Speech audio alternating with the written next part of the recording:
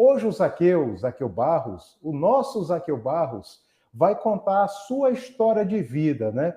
Sua história na política, no social, sua história religiosa. Grande Zaqueu, queria começar com a história da Casa Maria Auxiliadora, né? Como começou essa história, né? Como surgiu tudo isso, essa sua ideia?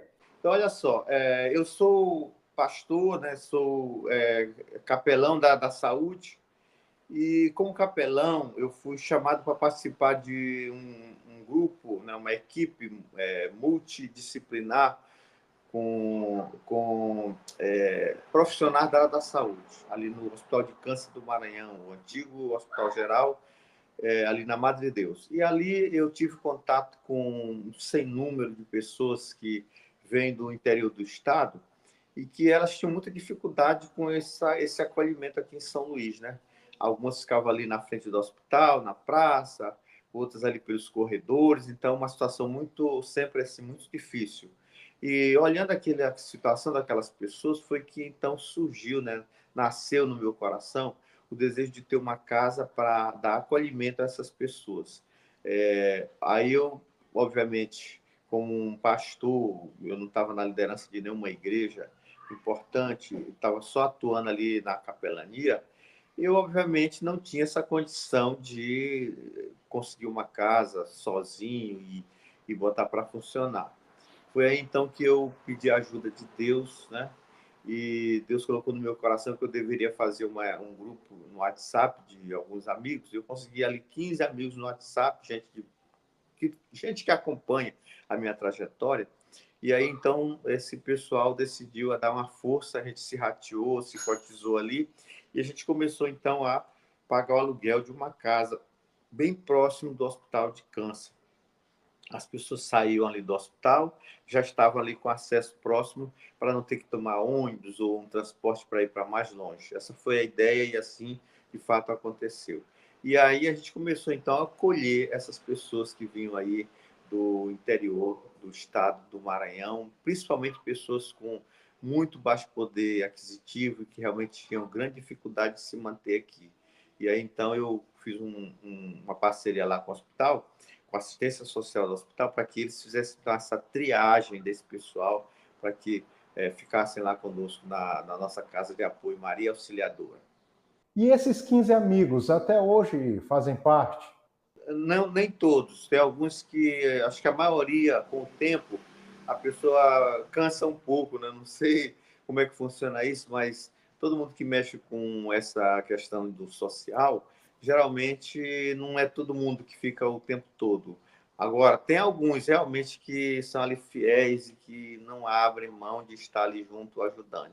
Mas sempre vem outros e a gente vai somando a gente continua ali ajudando, acolhendo essas pessoas aí.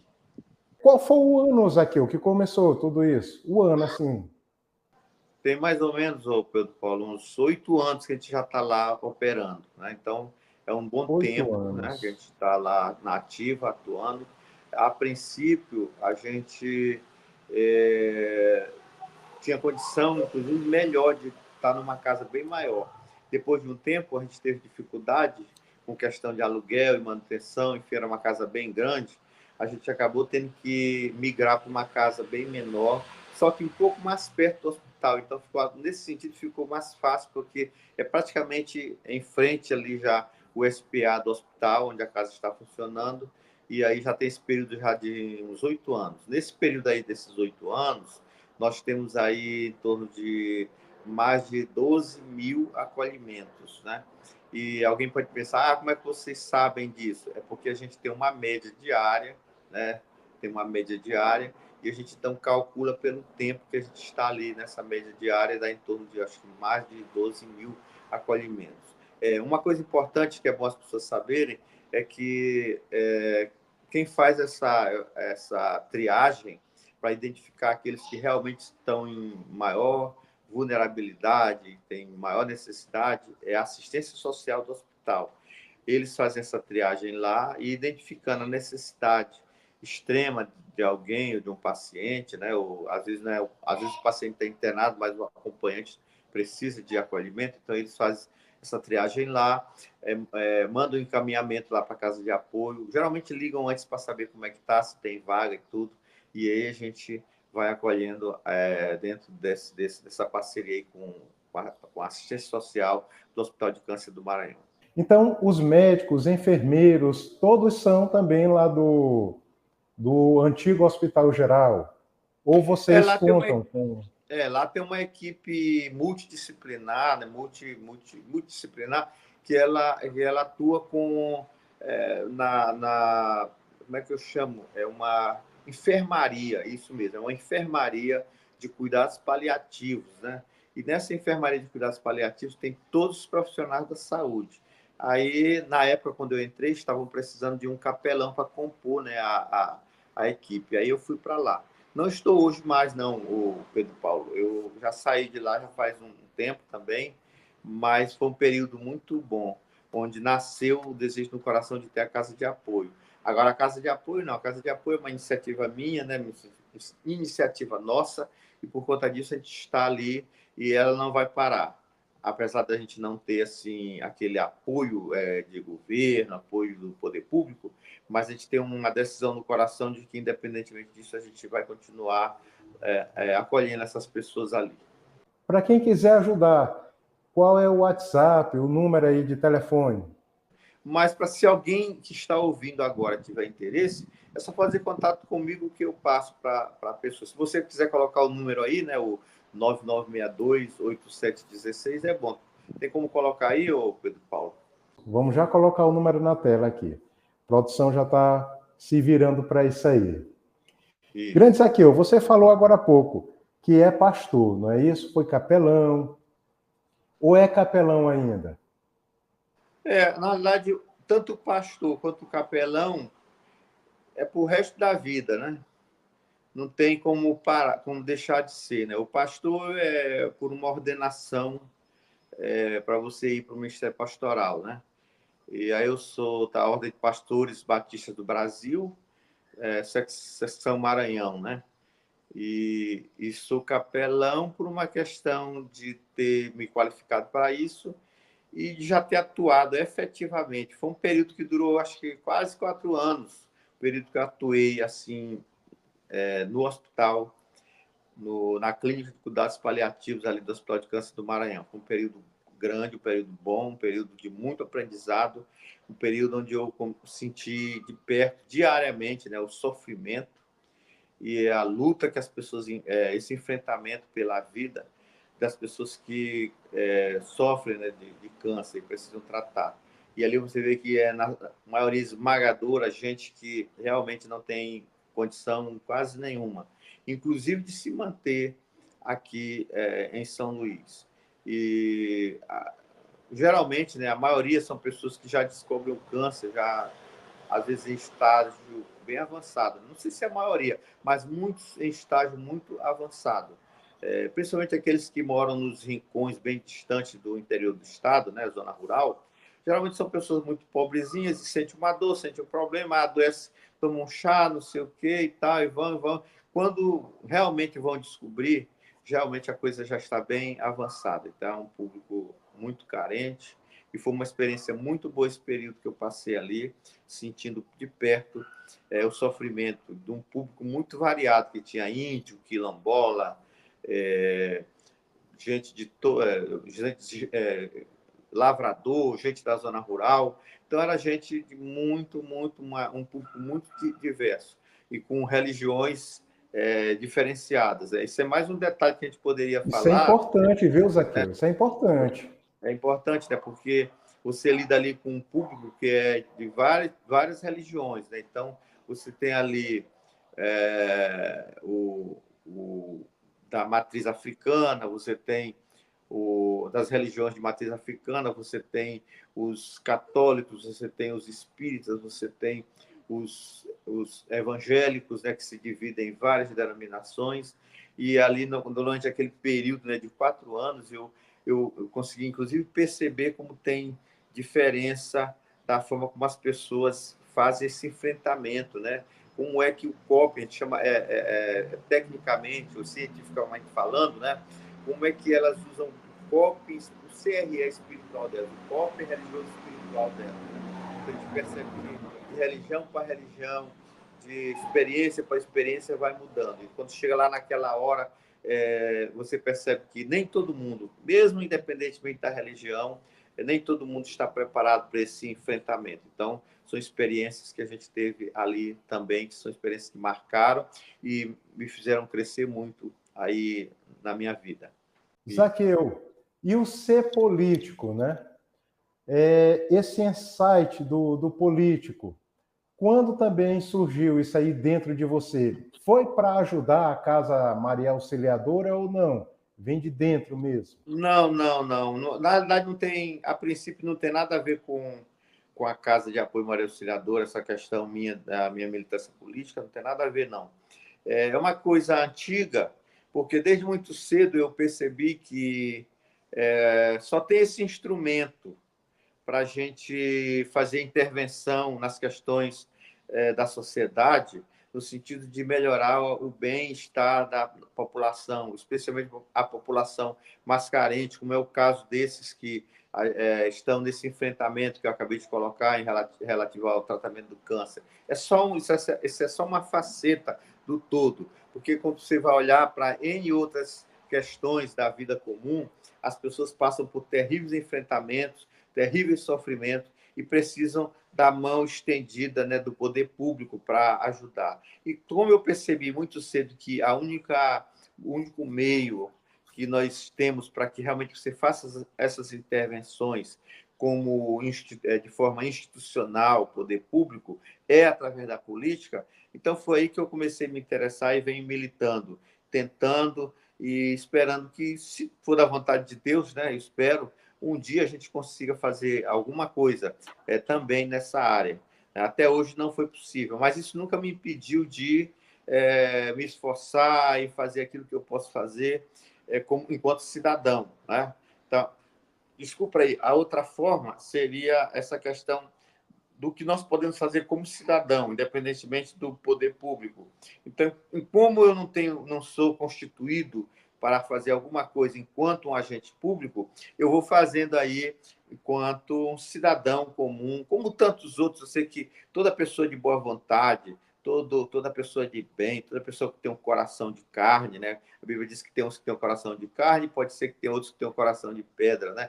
Mas todo aquele que tem um coração sensível, né? Uma alma sensível, uma alma boa e que vai se mobilizar de alguma forma para querer ajudar, é isso que eu tenho feito, né? Tenho estendido as mãos como eu posso, muito pouco. Quando você olha os números, né, Pedro Paulo, os números são grandes, né?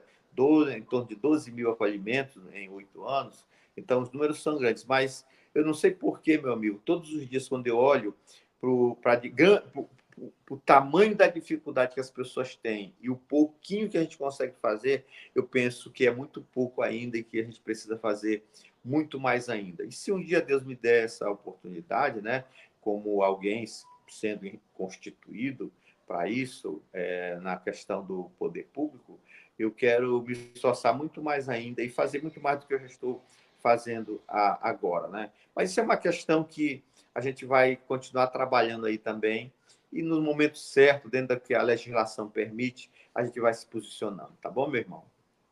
Que eu recentemente, né? Você sabe disso, eu perdi meu pai para o câncer e quantas vezes você não ajudou, né? Seja com uma palavra, com a verdade, né? A verdade, escutar a sua verdade foi muito importante, né? A experiência que você tem disso aí foi maravilhoso para mim. É isso mesmo. Tem esses casos, como foi o seu, que eu não tive assim, um contato mais pessoal, assim, mais presente, físico, né? Porque era uma situação em que vocês estavam fazendo o tratamento não era lá nesse hospital que eu militei, e vocês não tinham essa necessidade de estar lá na nossa casa. Mas a gente sempre que tem algum caso assim, a gente sempre, obviamente, né, se tem empatia, né, a gente conversa, a gente dá uma palavra, enfim. Isso aí é o natural, tanto do sacerdote quanto do capelão.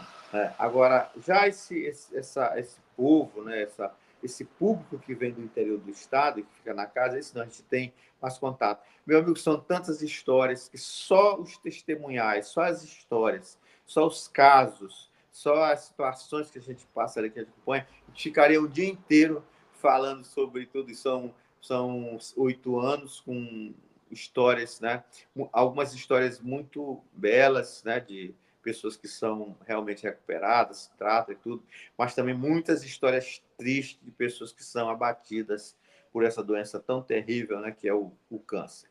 Você queria contar um testemunho feliz que aconteceu lá na Casa Maria Auxiliadora? Isso, eu estou lembrando aqui de um caso muito feliz. Lembrei agora, veio à mente de um caso, são vários, mas tem um caso que ele é muito marcante para a gente. É o caso da dona Aurenir, é uma senhora idosa de Vitorino Freire do Maranhão. A dona Aurenir, ela Conheço a está cidade. conosco, nós estamos há 8 anos, mais ou menos, ela está há, no mínimo, 7 anos e pouco lá com a gente. E a dona Aurenir, ela é um testemunho de alguém que é perseverante, né? De alguém que luta. O câncer ataca numa região, ataca em outra e tudo, e ela mesmo com o serviço do poder público, né, que é um serviço muito limitado às vezes, né, ela é uma mulher guerreira que luta, insiste, está sempre ali, né, conosco na casa, usando a casa como o lugar onde ela diz que é a casa deles, essa é a nossa casa e tudo, onde ela pode ter esse acolhimento e pode ali continuar o seu tratamento. Ela já perdeu o marido com uma outra patologia aí, não foi câncer, já perdeu a filha também, uma filha que ela tinha por uma outra patologia que não era câncer.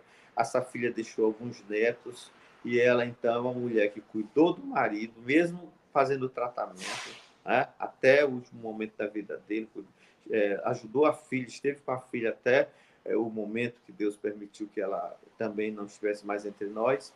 E agora ela cuida dos netos, né, cuida dos netos, e mesmo entrando em grandes crises, né, e ficando extremamente abatida, ela continua lá. Então, ela é um exemplo de mulher guerreira, de alguém que tem fé em Deus, que depende do Senhor, e Deus olhando também a necessidade dela, e tantos que ela tem para amparar, Deus tem permitido que ela continue firme, lutando. Esteve recentemente, agora lá na casa, já voltou lá para a sua cidade, né, para Vitorino Freire, aqui no Maranhão, mas logo, logo está de volta, porque ela sempre está indo e vindo, indo e vindo. Então, esse é um caso de alguém que você vê que Deus realmente estendeu as mãos sobre ela e tem dado manutenção para ela continuar lutando, apesar da doença ser tão terrível na vida dela, com ela. Tem muitos outros casos aí de gente comprovadamente restaurada, curada e tudo. E tem aqueles casos, infelizmente, que são muitos também, daqueles que foram abatidos, que infelizmente foram a óbito. E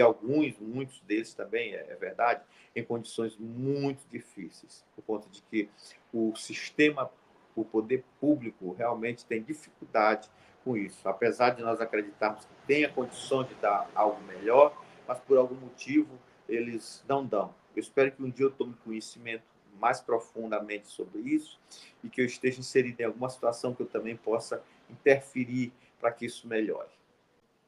É uma vitoriosa. Você tocou no assuntos aqui, e é verdade. O serviço público, ele precisa melhorar e muito, né? A gente vê que era para ser bem estruturado, era para ser bem equipado, né? E muitas das vezes não é. Não é fácil, Pedro Paulo. Nós temos um sistema de saúde, o SUS, que ele é reconhecido, inclusive, internacionalmente como um sistema muito competente, né?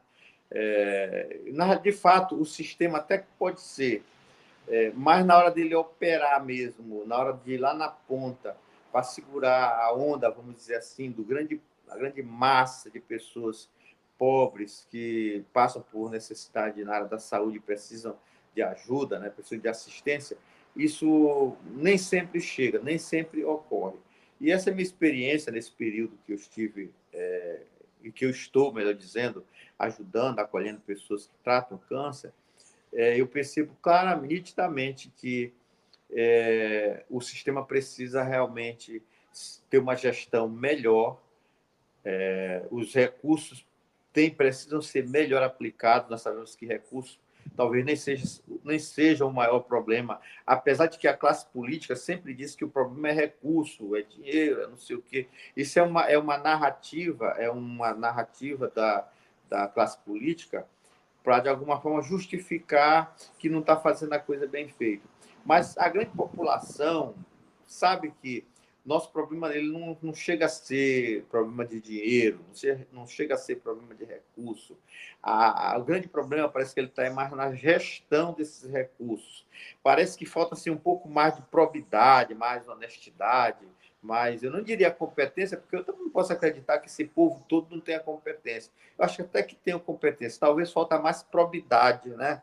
Mas eu diria assim, honestidade na aplicação para que isso, de fato, esse bolo de recursos que é muito grande, chegue e atenda melhor a essa população de pessoas que sofrem, não só de câncer, mas de tantas outras patologias aí aqui em nosso país, né? Especialmente, vamos falar aqui da nossa cidade, né? Que é onde a gente está morando, tá bom? Tem as exceções. Eu vejo que ali, por exemplo, o Hospital do Servidor, ele não tem uma especialidade com o tratamento de câncer, mas tem uma estrutura boa, né? Uma estrutura muito boa. Eu acho que o servidor, o hospital, precisa já de ter apartamentos, né? Tem leitos, mas não possui apartamentos. Que um hospital daquele ali, com a estrutura que tem, né? Não ter apartamento. Por outro lado, eu vejo que a UTI desse hospital, do servidor, ele está bem equipado, né? Ao nível de um hospital particular grande aqui em São Luís, né? Sim, considerando a grande demanda, se necessariamente teria que ter, a princípio, o apartamento propriamente dito, como tem nas redes privadas de hospitais, de hospital, né?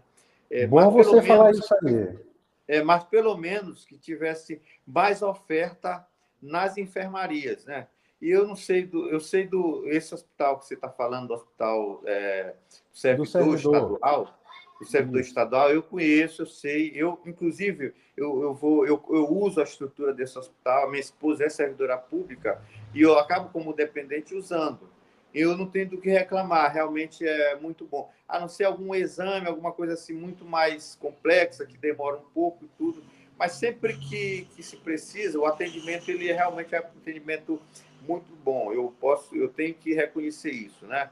Agora, que talvez falte mais oferta eu diria assim, de oportunidade para que todos, de alguma forma, sejam atendidos. Isso sempre vai faltar, porque nós temos um problema do déficit, que é um problema generalizado. Agora, quando você vem para um hospital como o Hospital de Câncer do Maranhão, por exemplo, que uma clínica de cuidados paliativos, né, que é a enfermaria, que a gente chama, aquela enfermaria de cuidados paliativos é uma enfermaria pequena, para grande demanda, né? Então, você tem uma demanda gigantesca de pessoas que precisam ser atendidas e nem sempre conseguem adentrar o tratamento, né, iniciar o tratamento. E quando chega para aquela demanda também que é grande de pessoas que precisam, às vezes, de cuidados paliativos, às vezes para um término de vida com mais dignidade, aí nem sempre tem condição. Eu falo com conhecimento, porque como eu era fui da equipe de cuidados paliativos lá no hospital, eu percebia sempre a luta que eu vivenciei essa luta junto com os outros profissionais da saúde lá, quando você às vezes sabia que determinada pessoa, sabe que determinada pessoa precisa de um cuidado paliativo, precisa de um atendimento paliativo ali para o final da sua vida, e nem sempre você consegue encaixar essa pessoa, porque às vezes a estrutura não comporta a grande demanda. É bem aí que eu estou falando. Nesses casos, o ideal era que tivesse uma gestão muito mais forte em cima disso, para propiciar mais condições de acolhimento no hospital,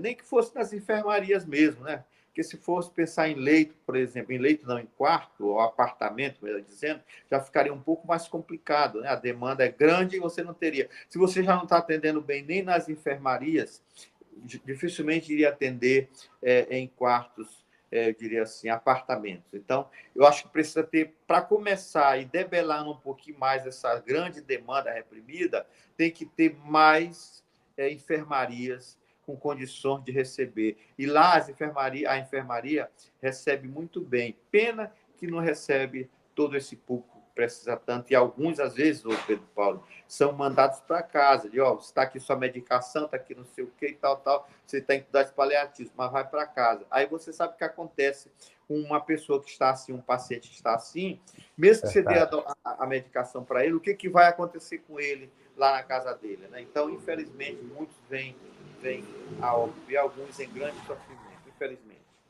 Tem uma outra situação que é o sangue, né? O sangue, que nem sempre tem lá no banco de sangues, ali na Hemomar, né? Por falta mesmo de doadores. E quem está fazendo um tratamento de câncer precisa, né, dessa questão do sangue, porque senão muitas das vezes não pode nem continuar o tratamento, que é a quimioterapia, né, na questão mais dessa quimioterapia. Eu não sei se a radioterapia também precisa do sangue, né? Eu acho que não. Mas é isso que você falou, você acabou de falar. A questão do sangue, na realidade, não tem como produzir ele. Tá entendendo? Não tem como produzir ele no laboratório e tal.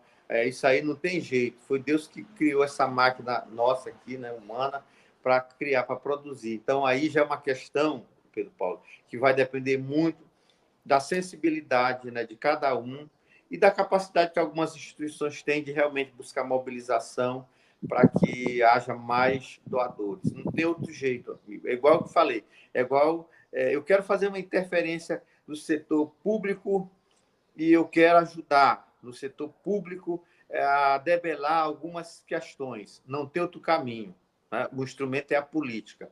Por isso que alguns, e principalmente eu estimulo, né, aquela que é a pessoa de bem, que é uma pessoa proba, uma pessoa que tem realmente espírito, um espírito honesto, né, uma alma do bem. Essas pessoas têm que entrar pensando que elas precisam entrar para ajudar a debelar o grande problema. Não é para ir lá para somar, para dar mais carga, né, no Estado, dar mais carga no erário, e o problema, ao invés de ser resolvido, ia continuando, ia aumentando, melhor dizendo. Então, é por isso que a gente precisa realmente de gente do bem, né, gente do bem no poder público, né, na política.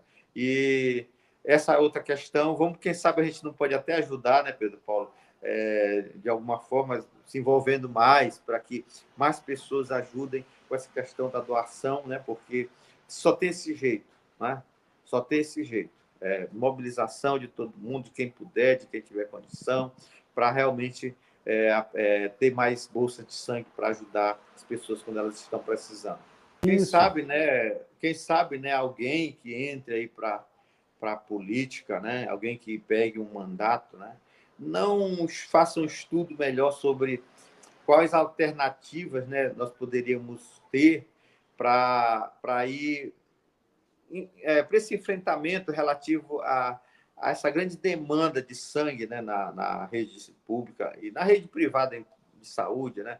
Eu não sei se na rede privada tem tanto assim, mas deve ter também, né? Porque o que a gente sente mesmo é o que está acontecendo na rede pública, né? Rede privada, a rede privada, isso, a rede privada também precisa da Hemomar.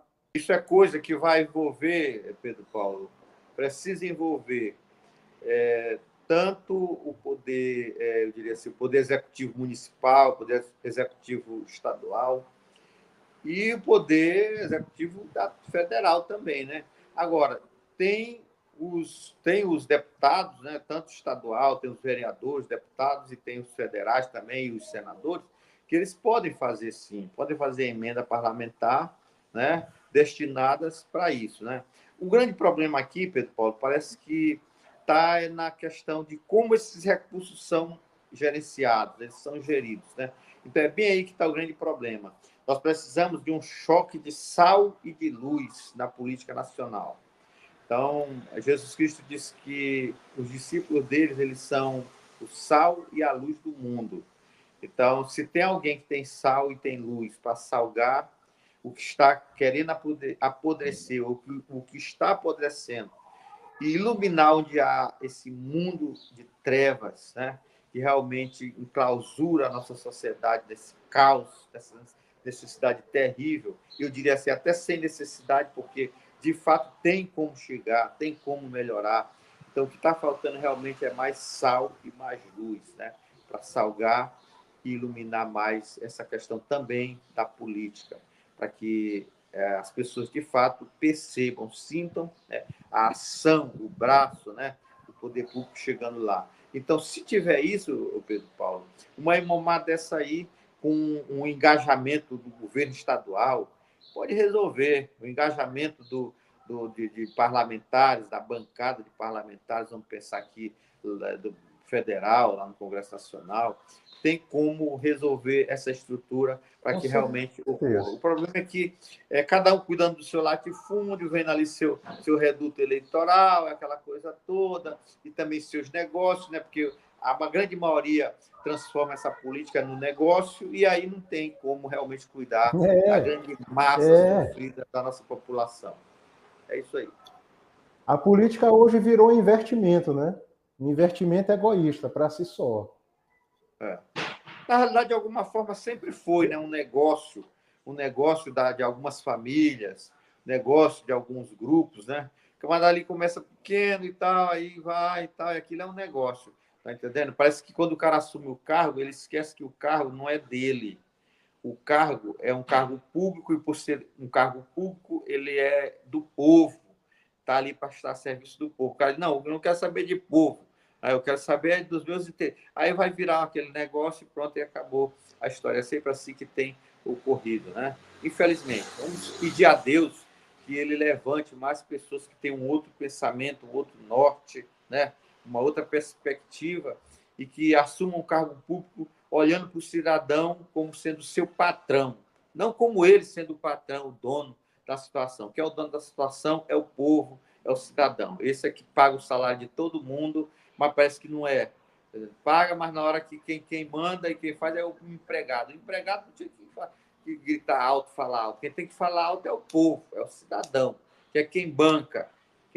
O povo é que não é respeitado, né? Para que realmente a coisa mude e a população perceba, sinta melhor, né?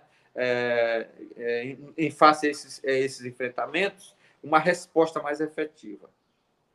Poxa, Zaqueu, acabou, Zaqueu. Que papo bom hoje, né, cara? Mas foi bom, foi muito bom. Falamos sobre várias coisas. Tem muito material aí para a gente aproveitar, né, Pedro Paulo?